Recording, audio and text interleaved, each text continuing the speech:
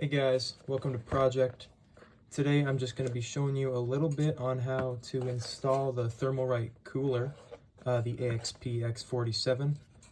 The guide for inside of the box is absolutely terrible, so I'm going to show you guys how to do it. I'm going to be doing it on a formed T1 v2.1. It's not that hard, but I've seen a couple of people that were wondering how to do it, so I will show you guys. Just the box that it comes in. Obviously this is the cooler, this is the fan that comes with it. In all of my builds I've swapped the fan to a Noctua NFA9, which seems to do a bit better. But that fan, you know, it's not the greatest, but it definitely works. So we're going to be installing for AMD AM5, but already included is the Intel 1700 bracket. But I'm going to be showing you guys how to change that out for the AM5 bracket, because that's what a lot of people are using right now in the T1, and it seems to be the most popular. So first, you guys get the manual. We won't be needing that. It's not the greatest, and it's all in some other language. So another package. Don't need any of that. This is the bracket if you're using AM4. If you're using an AM4 motherboard, I already have an AM5 motherboard, so we won't be needing this, because when you install the AM5 bracket onto here, it works flawlessly. But if you are doing AM4, you'll just literally just put this on the back of your motherboard, tighten it up, and all will be well. So we get that, we get our parts. Won't be needing this box anymore. Set that to the side. So right now we just have our fan and our cooler. Get it in frame here, there we go. All right, so we'll open this up. I already have it all unboxed, kind of. They have some thermal paste. I've never tried it, don't know if it's the greatest, but it'll probably do if you need it in a pinch. You'll get two different types of standoffs. Take everything out here. And then you get your nuts as well. Oops, where did that go? That's for installing the nuts on the back of the motherboard. So you get two different types of standoffs here. You get your Intel and your AMD standoffs. But if you are using AM5 on the T1 specifically, you're going to want to use the shorter little pins here, because it can actually interfere with the riser cable if you do end up using the actual AMD longer ones. So yeah, if you're in the T1, I would stick to the shorter standoffs, but you know, if you're in a large case, it doesn't matter. You can go for the longer standoffs just for a little more protection. So you get these four long standoffs. You won't be needing those. Two different types of brackets. You have these brackets, which I believe, I'm not actually sure what mounting they're for, but we won't be needing them. You can look in the manual, it'll tell you exactly what these are for. We'll set those to the side, won't be needing those. These is what we will be needing. The AM5 standoffs here. You can see one side there is a bit of a protuberance. That's going to be on the bottom, so that we can see, like when we install it here, the protuberances are going to be on the bottom, which are technically going to be facing, I guess, away from the motherboard. That's how we're going to want to install it. I keep this on just so that you aren't getting any of your finger oils on the actual heatsink. Last, you get your nuts that you're going to need to install on the back of the motherboard. So just take off the LGA 1700. We're just going to lift up the corners, remove all four. I'm going to keep the screws in if I can. Makes it a bit easier. So we will take off that LGA 1700 bracket, and then we'll take off this LGA 1700 bracket. Keeping the little plastic on actually helps you keep the screws in as well, which makes it a bit easier. So we will remove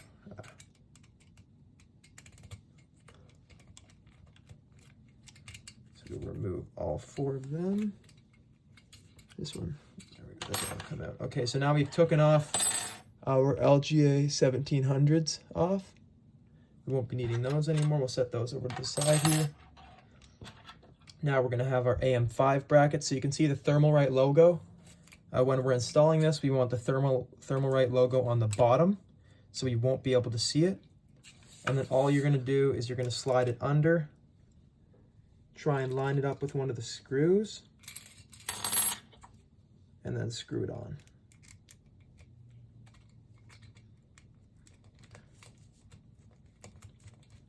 Once you have the first one screwed on, it's easier to do the second one because it'll already be right there. Get the second one screwed on.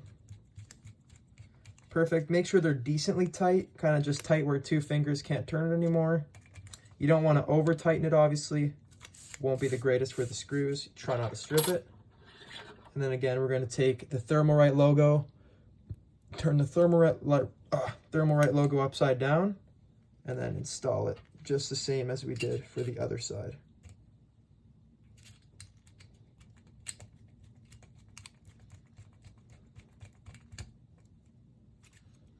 One's good.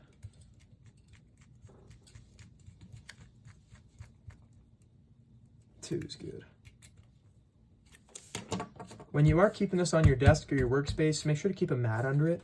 You don't want to mess up any of the fins. I keep it on this foam for all my builds, but if you have a desk mat or something, keep it on there. Just make sure they're all nice and tight. I'll keep this plastic on for the demonstration, but next you'd remove the plastic, you'd put on your thermal paste, and then we'll actually grab our case here. So I took it apart a bit to be able to show you guys a little easier. For demonstration, I'm going to take off the heatsink, the CPU cover, just so that we can get a good seal. But once you install your CPU, you wouldn't need to do this because it'll already be off. But now that we have our cover off, we'll pretend to tighten down our CPU. And next, we'll take this, we'll install each of our standoffs. So on here, the small standoff is going to go, the small part of the standoff is going in to each of the 4 holes. Make sure that they're all nice and tight. Make sure that this rubber gasket is going to be on the motherboard. You don't want to install this backwards because then it would not be cooling your CPU. We'll install this.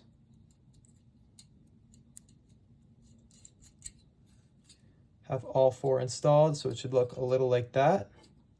Make sure they're all decently tight again. Can't tighten them anymore with your fingers. Then we're going to flip it and go sideways. We can see our 4 mounting holes. I've already removed the covers for those. We're literally going to place it into the 4 mounting holes. Make sure to try and not mark up your CPU. I got to be extra careful since there's no cover. I'm going to flip it up here just so you guys can kind of see. Make sure it's secured correctly. And then all we're going to do is flip it upside down.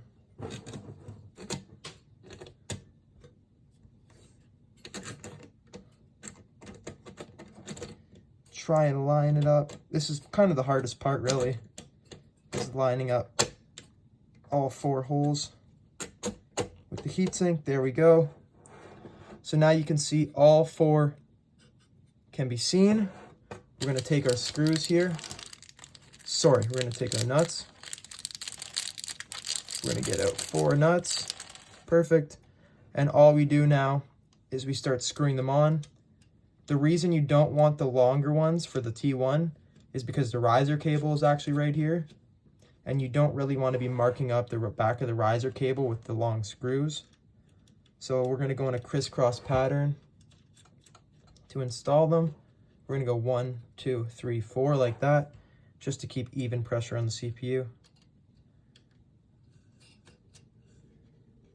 Got 3. Now we do our 4th. Try and get it in frame here.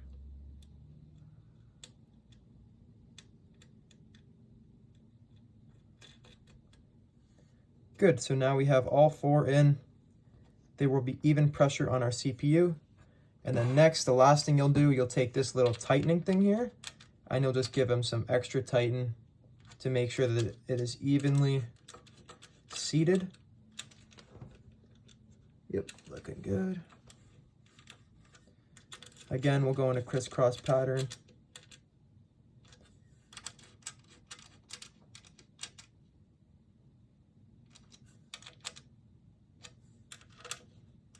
You want to kind of go finger tight on each of them slowly, until basically you can't tighten them anymore. At least not with your fingers. You don't want to over tighten this and like jam it down in the CPU. You'd be risking getting all your thermal paste out of there. Now that we have all that, looks pretty good. Want to make sure you can see all 4 of the screws through it. Give it one last tighten, crisscross pattern.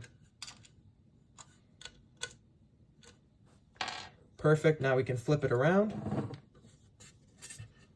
If you can get the side angle, that's what it should look like. Flip it around here. Looks great. Lastly, you can take your fan. You can install it. These things can be tricky sometimes, but just flip it over the little grab. There's one side, and then 2 side. Perfect. Now our fan's on there, and you'll plug this fan cord in to your CPU header, and there you go. It's completely finished. The fan will work great. That is for AM5. Hope you guys enjoyed watching me install it. Let me know in the comments if you have any questions, and don't forget to like and subscribe. See ya.